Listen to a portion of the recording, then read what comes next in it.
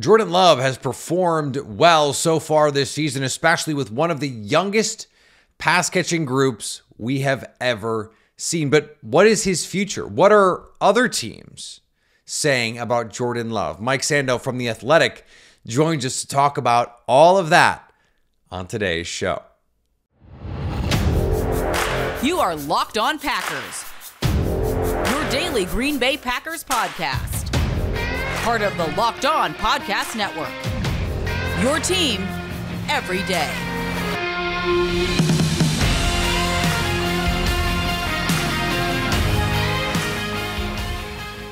You are Locked On Packers, part of the Locked On Podcast Network, your team every day. I'm Peter Bukowski, and I cover the Packers for The Leap, a newsletter I would love for you to subscribe to. Follow me on Twitter, Peter_Bukowski. Follow the podcast on Twitter, Locked On Packers.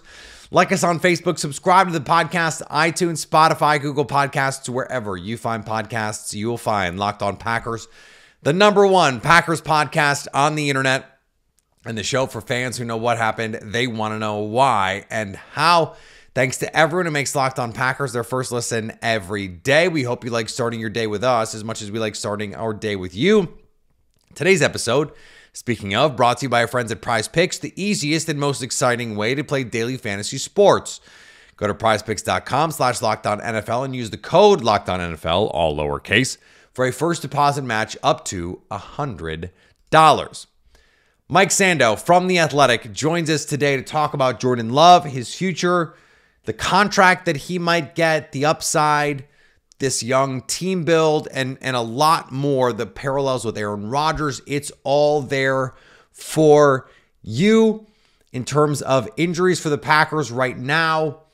It doesn't look like Christian Watson is going to be able to go. Luke Musgrave back doing some stuff, but probably not going to be back imminently, at least this week.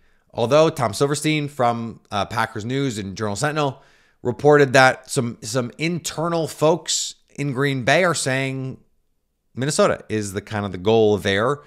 Aaron Jones seemed to make it out no worse for the wear. Dontavian Wicks seemed to make it out no worse for the wear, though he hasn't been practicing so far this week. Darnell Savage still out. And Jaden Reed dealing with a new injury, but seems to come through these protocols whenever he's in them. So we'll see on that one. And then we don't know about Jair Alexander. Like we don't know. Practicing again, but we don't know. Eric Stokes came out of Sunday's game no worse for the wear, didn't play great, but you hope that that's just rust and he's getting back to where we know he can get. Okay, Mike Sando wrote this great piece for The Athletic with input from executives from around the league and from the people that are evaluating him week to week. Like that's the opinion that I think we can go around and go, okay, so there's a draft expert that says this, and there's this guy over here who's a blogger for this team, they say this. But what are the people in the league saying about Jordan Love? Mike Sando knows. He's talked to them.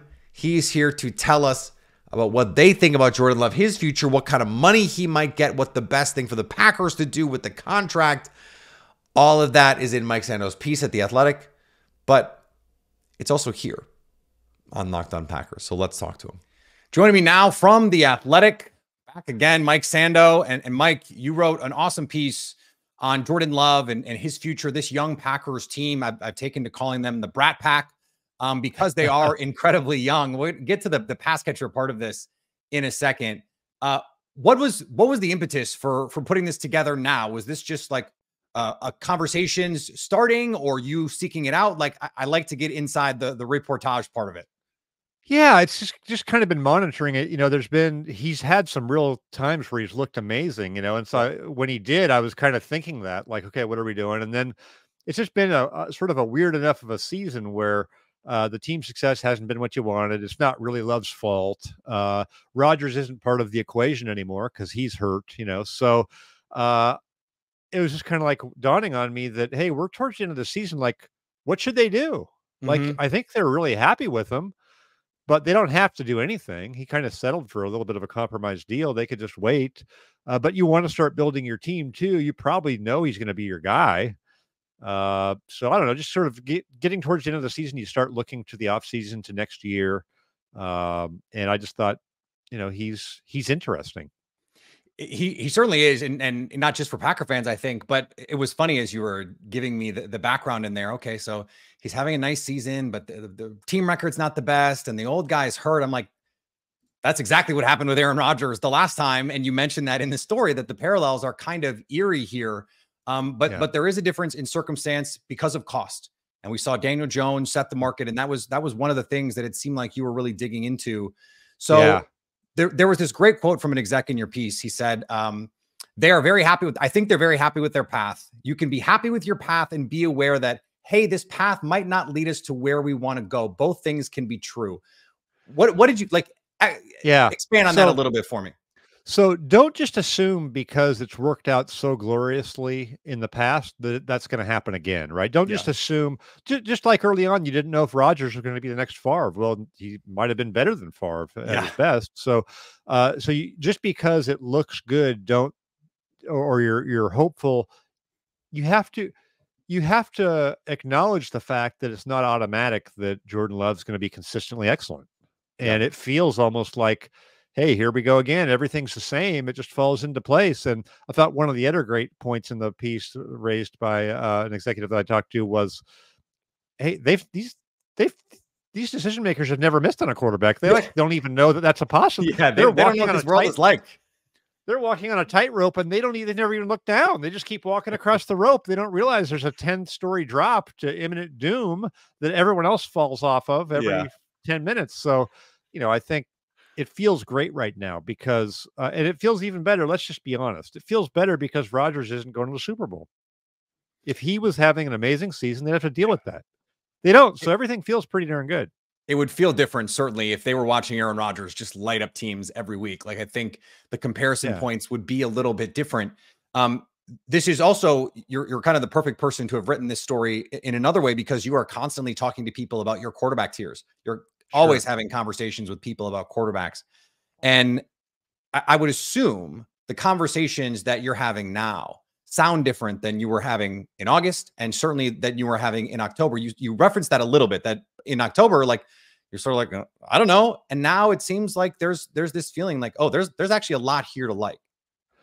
Well, no doubt the receiver corps come along. And I think, I do a podcast every week with Randy Mueller, who's been a GM before. And he was saying, like, he thought the Packers were going to be a lot better this season. I think we've seen how they could be, but he thought they're going to be better than they were.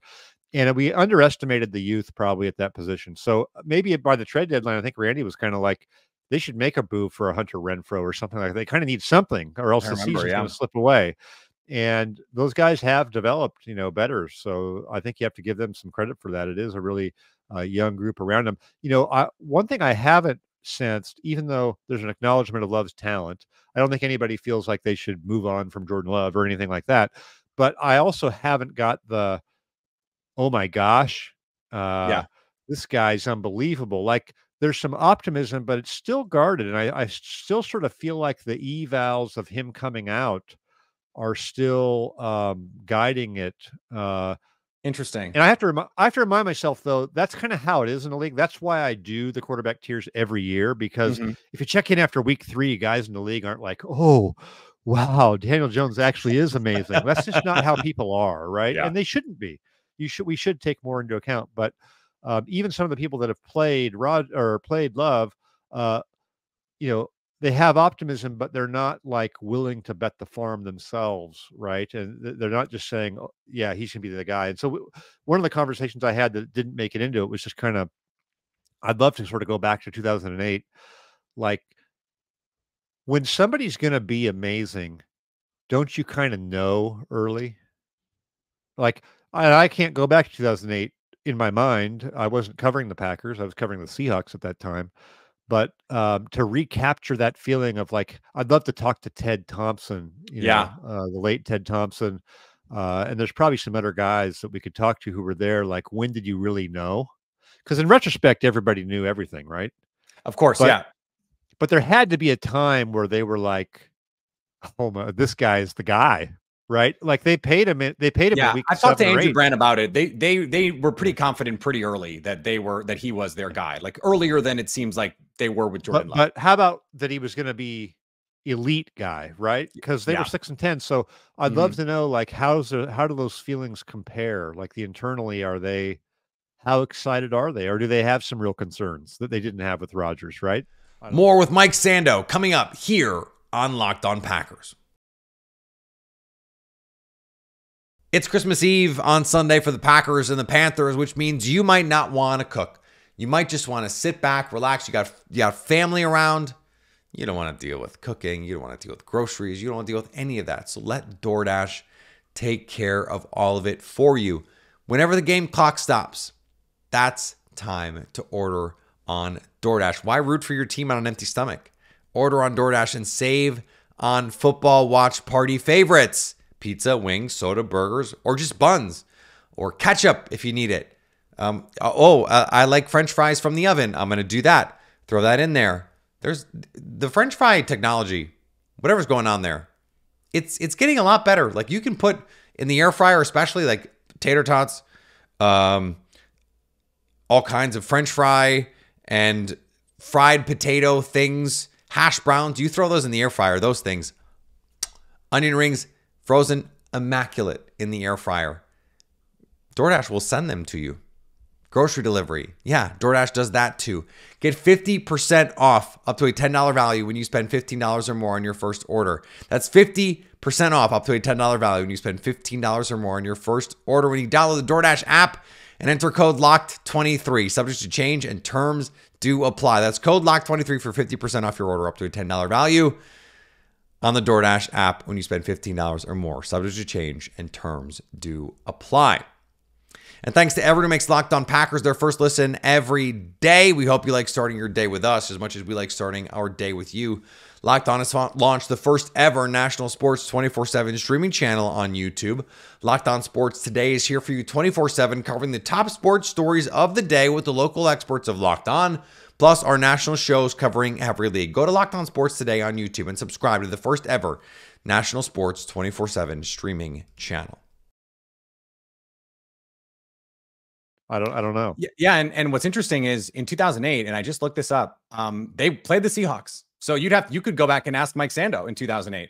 But of course, like, that was one game 15 years ago. Actually, I was doing the NFC West then for ESPN. I'd come off the Seahawks beat. So yeah. So and I actually remember that game because I think that was one of the first games where I was like, okay, like this is really something. And then I think within a week, Ted Thompson gave him the contract. Like, that was how fast this all moved. Like, they paid him early. If I was at that game, I'm googling right now the 2008 Packers. Find the media. If I find the media, so they played Seattle. You're right. They played at Seattle, week 6.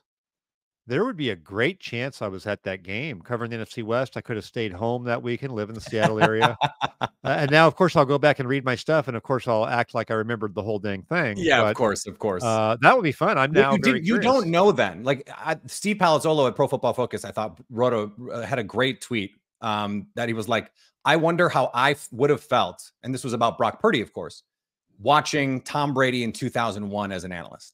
Like, because we didn't know. You didn't know in 2001 Tom Brady would go on to be the greatest quarterback ever. We would have probably been pretty dubious of Kurt Warner 3 or 4 weeks in or a year in. Now, once a year in, we weren't. But, like, I think it's just a good idea to remind ourselves that we don't always know right away.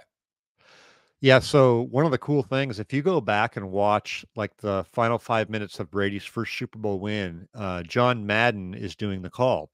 And I saw this recently somewhere, I think it might have been on Twitter.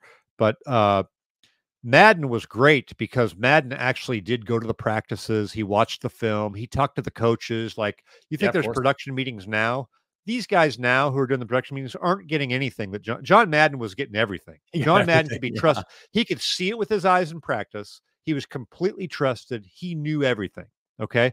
And so John Madden at that time was questioning Bill Belichick's decision to go 2-minute offense to try to force overtime. So Tom Brady got the ball, late in the game, and it was must have been a tie game. Right? And so they could have just sort of played for overtime. You had the young quarterback, and Madden was going, I don't know here, because Brady's like throwing outside the numbers. They're starting to go. And Madden's like, I disagree. I disagree with what they're doing with this young quarterback. So, I'm sure he knew the hopes, but at that point he was sort of like tapping the brakes, like kind of, hey, Yeah. let's not bite off more than we can chew here. And of course, as the game went on, Madden actually said, hey, I was wrong. Good for them. Good for him. He could do it. So that's where they were at. Well, and that's also what makes Madden, what made him so special. There's this other stat that just sort of knocked me on my butt when I read it. Green Bay has 98% of their yards, their pass catches yards from receivers and tight ends from first and second year players. It's the highest in the true media era. So going back to 2002, that's 704 teams. Yeah. And the second best is a Kyle Shanahan team from 2018. They were at 76%. So this is, I have said all season, this is historic. It's unprecedented. We've never seen it. There is the numbers that say, no, we've never seen anything like this. My youngest son's a Packer fan, so when he's came home from work yesterday, and he's off for his school break, but I had that stat for him. I was like, and he knew right away. He knew exactly where the remaining 65 yards came from. He was like, exactly, Josiah DeGuara.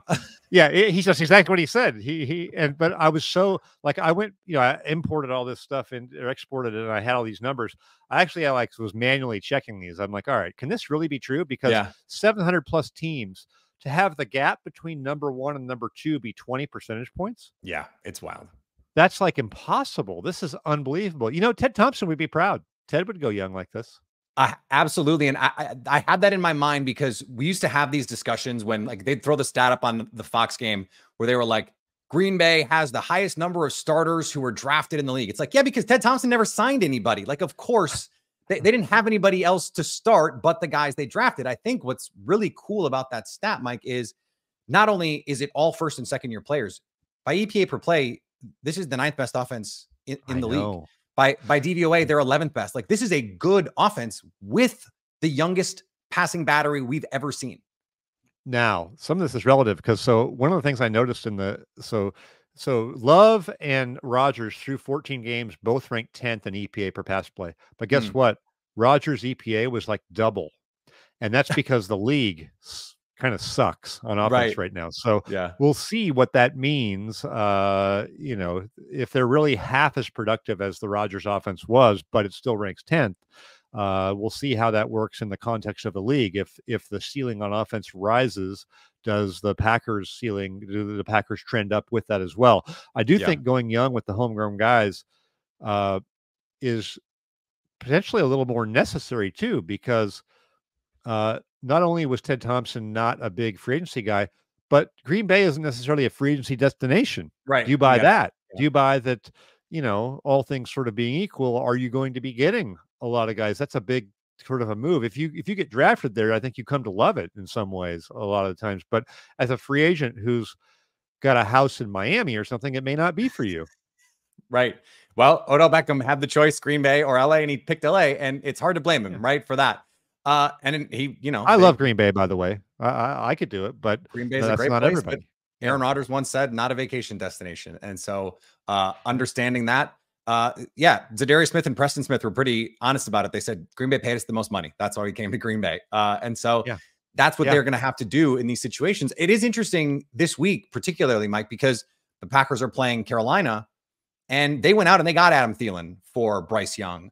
And it hasn't worked out because they're ironically, the guys they drafted, like Terrace Marshall and Tommy Tremble, are just non-entities. They're not. Terrace Marshall can't even be active on game day. And so, like, I do wonder if this is something you think other teams could potentially replicate, given the success or the relative success Green Bay is having. Like, I wondered why the Texans went out and signed Robert Woods. Like, was that really necessary? Nico Collins and Tank Dell, like, they're really good. But here's the deal: depending on what your goals are in the season, if they had gotten a veteran, maybe that stabilizes them for the first month of the season. They're not. Maybe they win some of those games. Maybe you put 2 of those into the win column, and now you're coasting in the playoffs and getting ready and resting a couple guys in week 18, and now you're going to hit it with these young guys, and you're good to go instead of like holding on for your playoff lives and may not make it. Yeah. All right, more from Mike Sando from The Athletic here on Locked On Packers. Today's episode brought to you by our friends at Prize Picks, the largest daily fantasy sports platform in North America, where you can just put together a group of players, daily fantasy sports, right? You pick more or less than their stat projections, and you just watch the winnings roll in from there. If you cash it, you can win up to 25 times your money. That's right. You put $10 in, you can win 25 times. Plus, you can now find community plays under the promo tabs of the app to view entries of some of the biggest names in the Prize Picks community each week. You take Jordan Love. You can take him on passing yards, for example, and you can take Bryce Young passing yards. You say below. Less Jordan Love. More, you got a lineup. You put the right group of players together, you can win up to 25 times your money. Go to prizepicks.com/LockedOnNFL and use code LockedOnNFL for a first deposit match up to $100. That's prizepicks.com/LockedOnNFL with the code LockedOnNFL for a first deposit match up to $100. Yes, they will just give you money for putting money in. Prize Picks, daily fantasy sports made easy. And Locked On has launched the first ever national sports 24/7 streaming channel on YouTube. Go to Locked On Sports today for your 24/7 coverage of the top sports stories of the day with the local experts of Locked On, plus our national shows covering every league. Go to Locked On Sports today on YouTube and subscribe to the first ever national sports 24/7 streaming channel. Although I think there's definitely two sides of it. I just wonder if other teams, like especially Houston, for example, like that was a really bad team. You're getting your young quarterback, a rookie quarterback. Do you need the veteran, or are you holding other guys back? The Packers decided, Big Bob Tunyon, you're out. Mercedes Lewis, you're out. Like Mercedes Lewis could help this team. There's no question about it. They wanted to play Tucker Kraft and Luke Musgrave and these other guys. Oh, I totally agree. And they looked really good. It's been paid off for them. Yeah, I would much. I felt you just can't have guys who are 40 years old or 30, 38 years old just to have them. I was talking just more of a veteran who can come in and be in the right spot at the right time. But at the same time, Jordan Love was kind of all over the place too, right? I mean, he had a hand in that early on with a little bit up and down. So, I think you just hope by the end of the season this is trending, because like we said, Rodgers was 6-10 in his first year, and it wasn't probably a panic situation. You just want to feel like, hey, this is only going to get better. I think if the Packers went 6-11, we would panic a little bit in Green Bay, because that means you lose to Carolina. That means you lose to Nick Mullins and Justin Fields. That'd be pretty bad. But at this point, yes, that would be bad now. That's what I mean. Yeah. So given the people that you've talked to and the current landscape in the league, what do you think is the thing that makes the most sense for Green Bay to do with this contract situation? Just play it out. Let's see and go into next year, or what do you think is the smart way to handle it? I would go into next year and be thinking, we'll see where their buy is, but I'd be thinking sort of like the Rodgers type of thing, but maybe next year. Just let's see him go through the off season. We don't have to rush into this. There's no reason to get in a situation that we regret.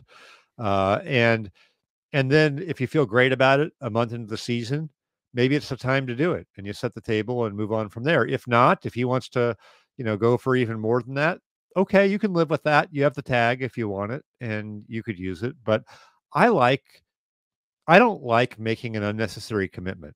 I mean, the idea that you're going to potentially save $10 million a year or something at a quarterback isn't overly huge to me, versus going in a little bit too early, and now we don't have the flexibility that we had before.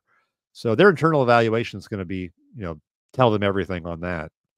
Well, and if they're going to pay him, you're not really going to save that much money, right? Like if you're going to commit to the guy, you're going to give him something around the Daniel Jones deal. And so like, even if he's great the first month, you're probably going to give him what, 2 or 3 more million a year. Like it's the difference. Yeah. We're talking about marginal differences here. I'm also curious, like, what is his mindset with the contract that he took, right now? Is he did the team a little bit of a favor, and now we're going to get it back, and that was kind of the agreement. Or is it, hey, you know what? I sort of am just happy here, and I took a little bit less, and I don't have to be the top guy, and let's just do something that makes sense for the team and me going forward. I don't know what his mindset is.